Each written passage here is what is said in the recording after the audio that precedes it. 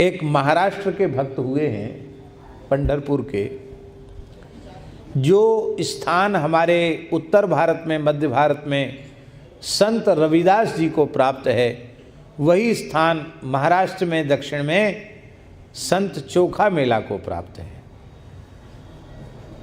क्या नाम था उनका? चोखा मेला। अब पूरी कथा तो नहीं सुनाएंगे, केवल जितना अंश हमको कहना उतना बताएंगे। चोखा मेला उनका महार कुल में पालन पोषण हुआ था, चर्मकार कुल में, और बहुत गरीब थे। इतने गरीब थे, बहुत ध्यान से सुनो भैया, चोखा मेला इतने गरीब थे, मेहनत मजदूरी करके अपना गुजारा करते थे।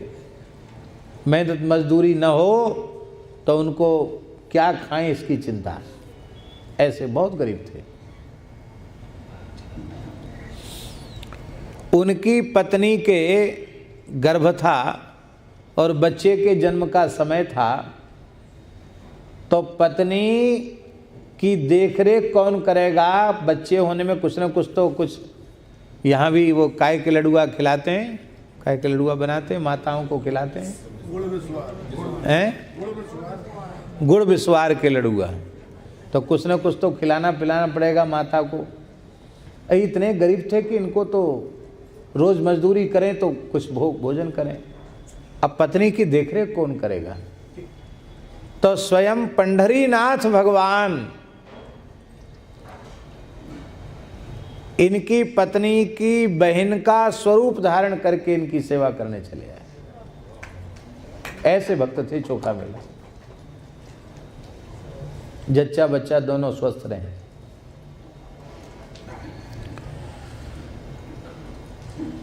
पर इतने निर्धन होने पर भी चोखा मेला कभी दुखी नहीं रहते, बहुत आनंद में रहते, खूब कीर्तन करते, राम कृष्ण हरि जय जय राम कृष्ण हरि जय जय राम कृष्ण हरि जय जय राम कृष्ण हरि।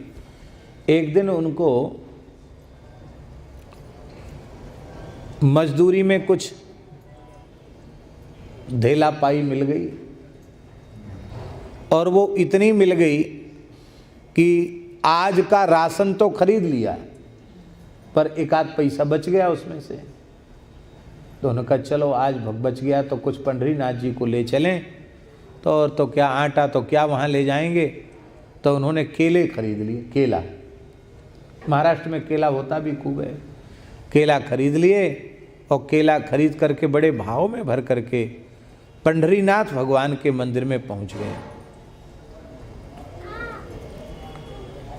भोले भाले भक्त, भावुक भक्त, उन्होंने केला ऐसे जैसे चढ़ा देते ना, मंदिर में भेंट कर देते, ऐसे वो केला फल अर्पित कर दिए।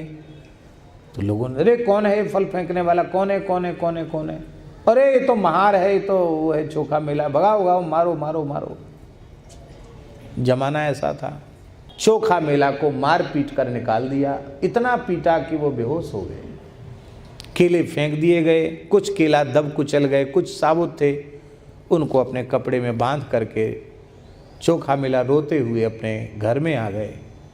और जब अपने घर में आ गए, फूस का मकान था, खंडहर जैसा टूटा फूटा घर था, मिट्टी का घरौंदा, पुरानी सी टूटी खटिया पर पड़े थे, और उनकी पत्नी तावा रख करके और कपड़े से सेक कर रही थी, थोड़ा तेल लगा करके, उनको मार पड़ी थी, सेक कर रही थी, सिकाई। भगवान पंढरीनाथ, पंढरपुर के ठाकुर जी भगवान श्री कृष्ण, भगवान पहुँचे। भगवान ने कुंडी खटखटाई।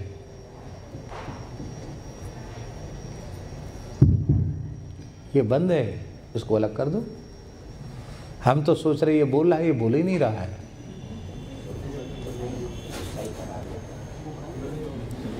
कोई जरूरत नहीं, एक एक से ही काम चले। ले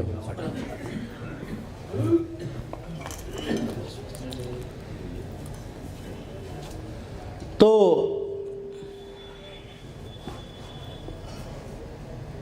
भगवान ने कुंडी खटखटाई।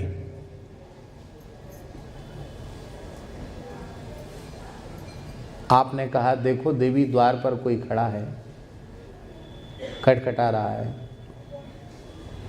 पत्नी ने डर के कहा कि हो सकता है यहाँ भी लोग पीटने चले आए हो। ठाकुर जी ने कहा डरो मत, खोलो। खोला। भगवान टूटी खटिया पर बैठ गए, छद्मवेश में नहीं, साक्षात स्वरूप में। भगवान खुद सेकने लगे। चोखा मेला बोले हमको छुओ मत। क्यों? हम तो अंत्यज हैं, अछूत हैं, हमको क्यों छू रहे हो?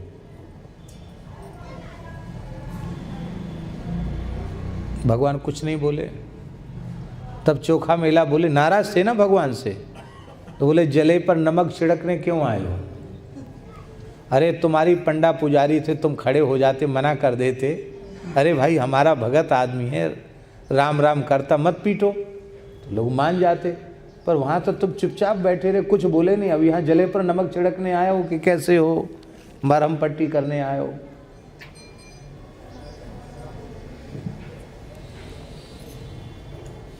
भगवान ने कहा मेरे प्यारे भक्त चोखा मेला, वे मेरी पूजा जरूर करते हैं, पर मैं परमात्मा हूँ इस रूप में वे मुझे नहीं देखते हैं।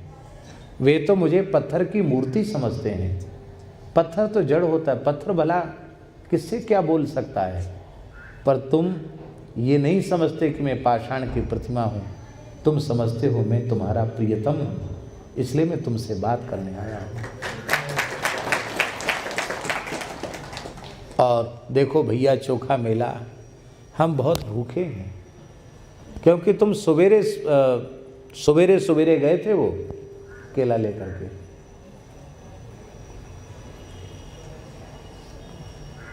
तो तुमको पीट के निकाल दिया, केले बाहर फेंक दिए। तो तुम्हारे अपमान के दुख के कारण मैंने दिन भर भोजन नहीं किया, कुछ नहीं खाया, बाल भोग नहीं किया, राजभोग नहीं किया, ब्यारू भी नहीं किया, दूध भी नहीं लिया, कुछ भी नहीं लिया। अब भूख लग रही है, मैं खाने आया हूँ। चोखा मेला की गोद में भगवान बैठ गए। जैसे विदुरानी ने छील छील कर खवाया, ऐसे प्रेम से केला पवाने लगे। 4 केले बच गए। भगवान ने अपने पटका में बांध लिए, पीतांबर में। भगत जी बोले ये गठबंधन क्यों, गांठ में क्यों बांध रहे हो? बोले देखो रुक्मिणी जी भी बड़ी पतिव्रता हैं, हमने नहीं खाया तो उन्होंने नहीं खाया। अब हम यहाँ से जाएंगे तो रुक्मिणी जी कहेंगी कहो कहाँ घूम के आए, तुम तो चेहरा बता रहा है कि कुछ खा के आए हो। तो झूठ तो हम बोलेंगे नहीं, सही सही बात बताएंगे तो वो नाराज हो जाएंगे। तो 4 केला उनके लिए ले चलते हैं कि वो भी प्रसन्न हो जाएं। ठीक है, माता जी को भी मिलना चाहिए, रुक्मिणी माता को भी मिलना चाहिए। भगवान ले गए। पर ठाकुर जी की ये लीला थी। प्रातःकाल जैसे ही मंगला में मंदिर खुला तो भगवान के पटका में 4 केला। तो उन लोगों को ये सोचना चाहिए था कि जब मंदिर बंद हो गया, शयन हो गया, ताला लग गया, चौकीदार पहरेदार सब लगे हुए हैं, तो मंदिर पहली बार खोला गया, जब कोई घुसा ही नहीं तो केले कहाँ से आए? ये विचार नहीं किया। सीधे शंका की सुई वहीं, शंका की घड़ी की सुई वहीं पहुंची। अरे वो ही है चोखा मेला। ओ किसी न किसी पद्धति से घुस गया होगा, देखो भीतर तक घुस गया, भगवान को छू दिया, भगवान के पटका में बांध दिया। अरे बड़ा नीच, मारो मारो मारो। फिर गए, फिर पहुंच गए सुबह सब लाठी डंडा लेके।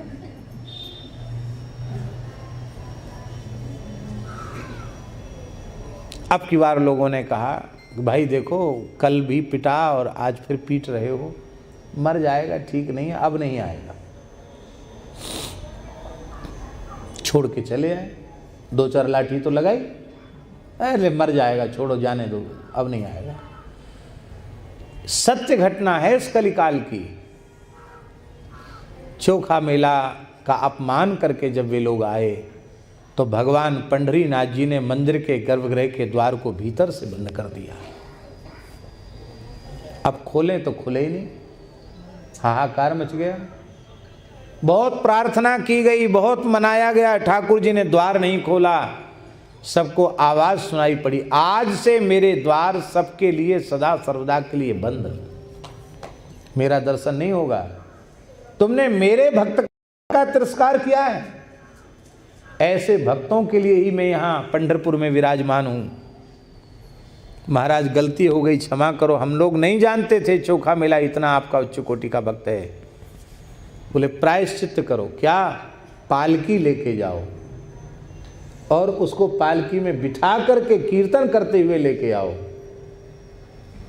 ऐसा ही किया गया, उठाकर हठपूर्वक रखा गया। वो तो रो रहे थे, लेकिन जैसे ही वहाँ पहुँचे भगवान ने द्वार खोला और हजारों लोगों के देखते देखते भगवान ने चोखा मेला को अपनी छाती से लगाया था, हृदय से लगाया भगवान ने।